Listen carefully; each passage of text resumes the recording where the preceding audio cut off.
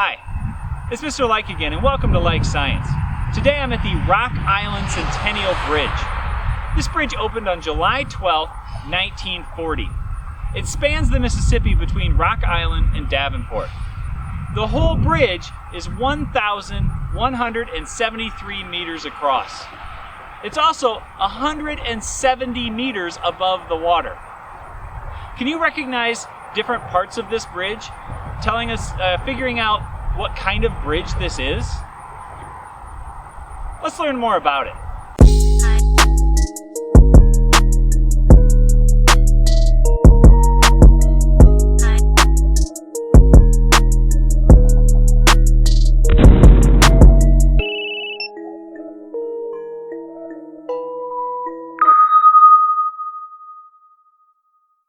In order to understand how bridges are built and what civil engineers do, we need to look at structures. A structure is anything that can be built or constructed. Think about your town. What other structures do you have that are kind of unique? Structures that might stand really tall, or structures that might stand really wide. Think about some of the unique structures that you've seen and how they may have been constructed.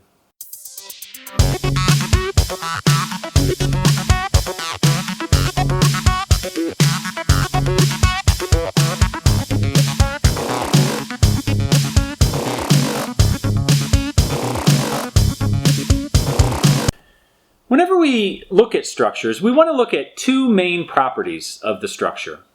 We want to look and see, is the structure strong? What do I mean when I say a structure is strong? Well, a strong structure resists breaking. It's not going to fall down. It's not going to just crack and break apart. So we need to build structures that are strong. The other property that we want to look at is stability. Is the structure stable? What do you think it means when I say stable?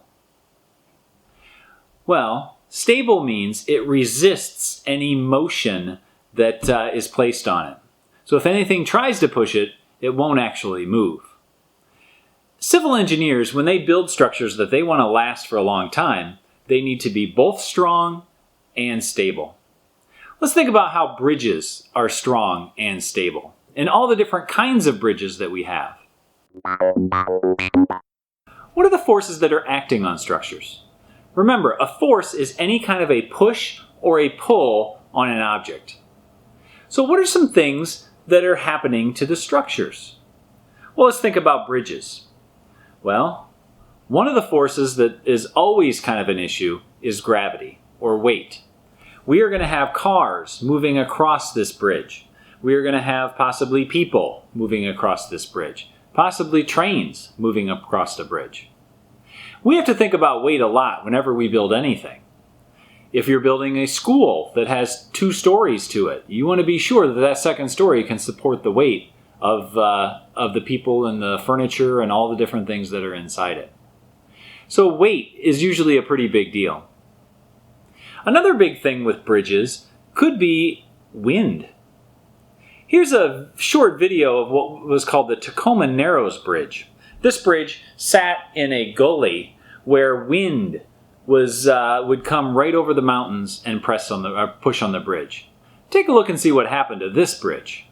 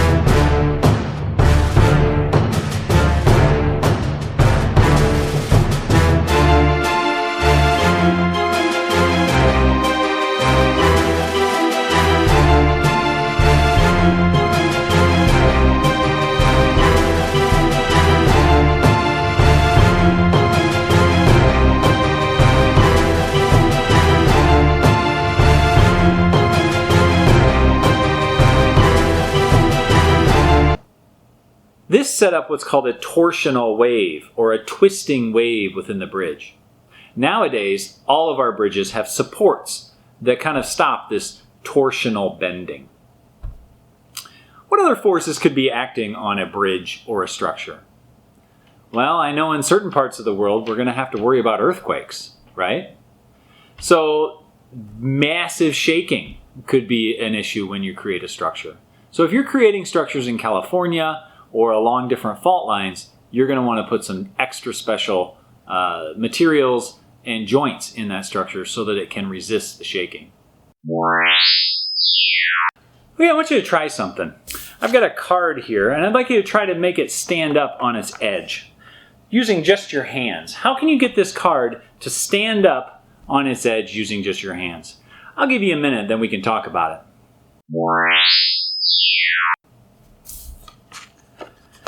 Here's what I did. I took the card and I pushed it up with one finger, just like that. Now, if we think about this, there are forces acting on the card. Along with this video, you're going to find a worksheet. Go ahead and work through part of the worksheet that talks about the forces acting on this card. Can you model how this works? I'll give you a couple minutes. Each of our types of bridges have different forces that act on it. On your worksheet, you're going to see that there's a little bit of reading about the forces that are acting on each of the types of bridges. Go ahead and read through that and answer some of those questions at the bottom.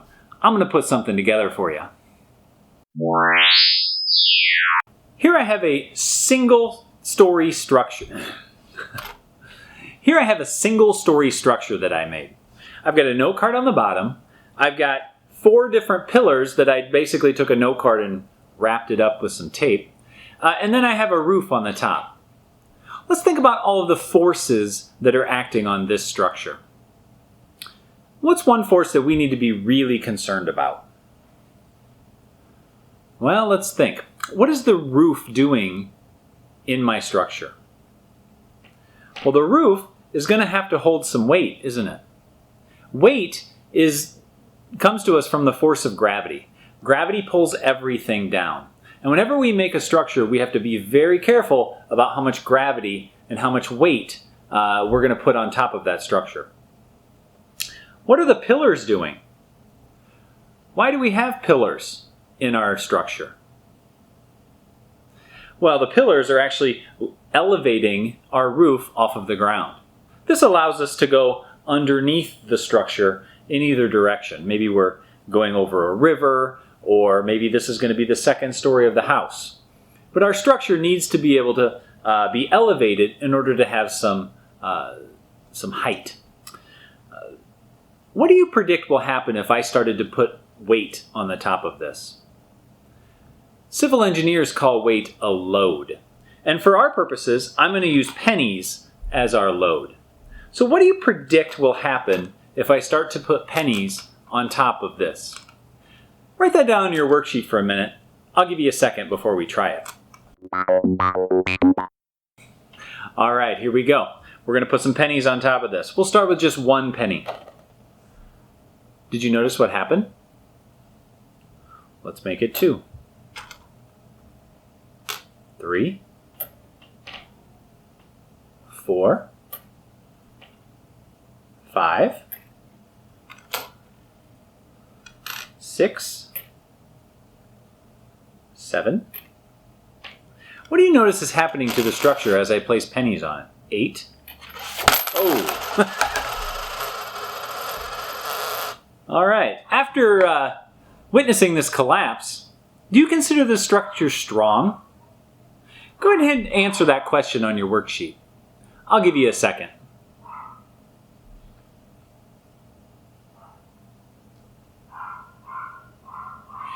Do you consider this structure stable? Remember, strength is the ability to not break. And in our case, did anything actually break? Stability is the ability to resist motion, resist moving. So you notice there was some motion when I was adding those pennies on there. Would you consider this stable? Finally, I've got a table at the bottom of your worksheet that kind of spells out some of the things that we think about as civil engineers. The very last column in that table says civil engineering solution.